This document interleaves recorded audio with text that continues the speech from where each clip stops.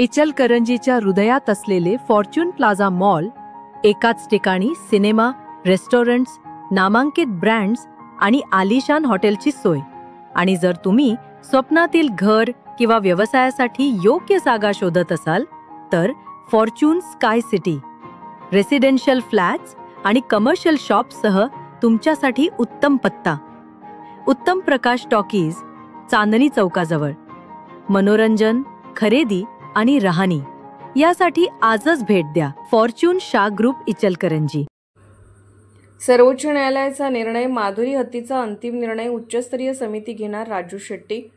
माधुरी हत्ती नांदणी मठाकडे पाठवण्यासंदर्भात उच्चस्तरीय समितीने निर्णय घेण्यासंदर्भातचा निर्णय शुक्रवारी सर्वोच्च न्यायालयाने राज्य सरकार व मठाकडून करण्यात आलेल्या पुनर्विचार याचिकेवर देण्यात आला.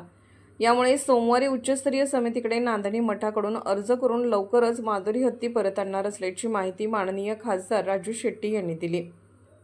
आज सर्वोच्च न्यायालयात माधुरी हत्ती संदर्भात न्यायमूर्ती जे.बी. पार्डीवाला यांच्यासमोर सुनावणी झाली. यावेळी न्यायालयासमोर राज्य सरकारचे वकील ॲडव्होकेट धर्माधिकारी यांनी सर्वोच्च न्यायालयाच्या आदेशानुसार माधुरी हत्तीला वनतारा येथे पाठवण्यात आले आहे.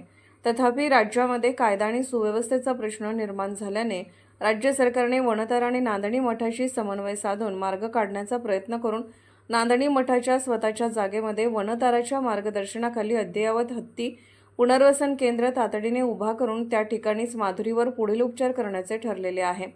यावेळी पेटाच्या वकिलांनी माधुरी हत्तीची तब्येत खराब असल्याचे नमूद करून सध्या नांदणी मठामध्ये कोणत्याच सुविधा नाहीत असे सांगण्याचा प्रयत्न केला. त्यावेळेस न्यायालयानेही उपलब्ध कागदपत्रानुसार माधुरी हत्तीची तब्येत खराब असल्याचे मत व्यक्त करून माधुरीवर तुम्ही उपचार कसे करणार असा प्रश्न उपस्थित केला. याबाबत बोलताना राजू शेट्टी म्हणाले की वनताराच्या वतीने सातत्याने माधुरी किती आनंदित व तब्येत चांगली झाली असल्याचे व्हिडिओ वारंवार समाज माध्यमांवर सादर केलेले आहेत. त्यामुळे पेटाकडून हेतुपुरस्सर खोटा प्रसार केला जात आहे. सुनावणीस उपस्थित वनताराच्या वकिलांनी युद्धपातळीवर तातडीने नांदणी येथे पुनर्वसन केंद्राची उभारणी करून उच्चस्तरीय समितीच्या देखरेखीखाली त्या ठिकाणी माधुरीची सर्व काळजी घेणार असल्याचे सांगितले. दरम्यान सर्वोच्च न्यायालयाने नेमकी उच्चस्तरीय समितीची कार्यकक्षा काय आहे अशी विचारणा केली. तेव्हा राज्य सरकारच्या वकिलांनी देशातील पाळीव हत्तीच्या संदर्भात देखरेख करणारी ही समिती असल्याचे सांगितले. त्यानुसार सर्वोच्च न्यायालयाने उच्चस्तरीय समितीने माधुरीच्या हत्तीबाबत सर्व निर्णय घ्यावा असे निर्देश दिले.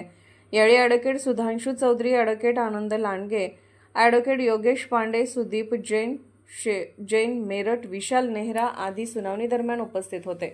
Police of India news bureau chief, नवी दिल्ली.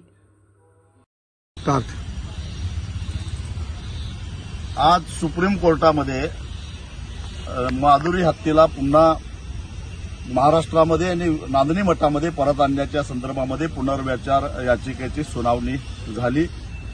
राज्य सरकार, वनतारा आणि नांदणी मठाने संयुक्तपणानं भूमिका मांडली की नांदणी मठानं 7-8 एकर जमीन वनताराच्या देखरेखीखाली माधुरी हत्ती आणि इतर हत्तींच्यावर सुद्धा चांगल्या पद्धतीने उपचार करण्यासाठी जागा उपलब्ध करायला तयार आहे. महाराष्ट्र सरकार त्याच्यावर लक्ष ठेवून असेल तेव्हा सुप्रीम कोर्टानं माधुरी हत्तीला वनतारामध्ये पाठवण्याचा जो निर्णय दिलेला होता तो बदलून हाय पॉवर कमिटीकडे जाण्याची परवानगी द्यावी आणि हाय पॉवर कमिटीच्या आदेशानुसार माधुरीला पुन्हा नांदणीमध्ये आणण्यासाठी प्रयत्न करावेत.